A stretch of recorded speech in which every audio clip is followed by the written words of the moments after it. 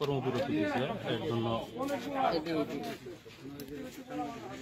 পরে পরে আর কি আইসে সামঞ্জস্য ভাবে সারাগর বলতেছে যে আপনারা কিসের জন্য কর্মবিরতি দিলেন, আপনারা ক্লাসে যান গা, এই সমস্ত কথাবার্তা চলছে। তোমার পরিচয়টা কি? তুমি এই আপনি যে লাঠি নিয়ে আসছেন, তারা যে মার খাইছে উনি অভিযোগ করতেছে, আপনি কি জন্য লাঠি নিয়ে আসছেন?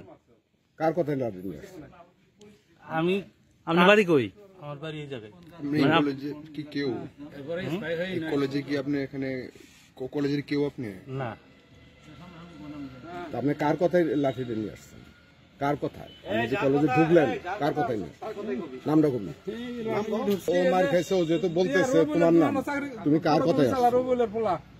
এনে কার কথায় আসছো? নাম রাখো, নাম কইতে কেন শরম পাও নাকি? আপনি কে পাঠাইছে? লাঠি নিয়ে কে পাঠাইছে? নাটি নিয়ে পাঠাই নাই, আমরা ওর সাথে আসছি। কিসের জন্য আসছো? মারামারি করার জন্য? না, গন্ডগোল হইতেছে। হ্যাঁ, দেখবে রাইছো এখানে তো কলেজের টিচাররা তো শান্তিপূর্ণ ভাবে তাদের কাজ তারা করতেছে। হ্যাঁ, তোমরা কেন ঢুকলা?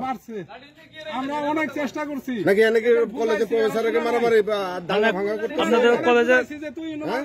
কলেজের শিক্ষকরা যে কর্মবিরতি পালন করতেছে এটা তো আপনারা জানেন, জানি তো আসছেন। তাহলে ব্যানার ছিল, ওদের উপর হামলা যে করলেন, লাঠিটা কেন নিয়ে আসছেন? আপনার কে নিয়ে, মানে আপনার কে বলছে? আপনাকে আসতে কে বলছে?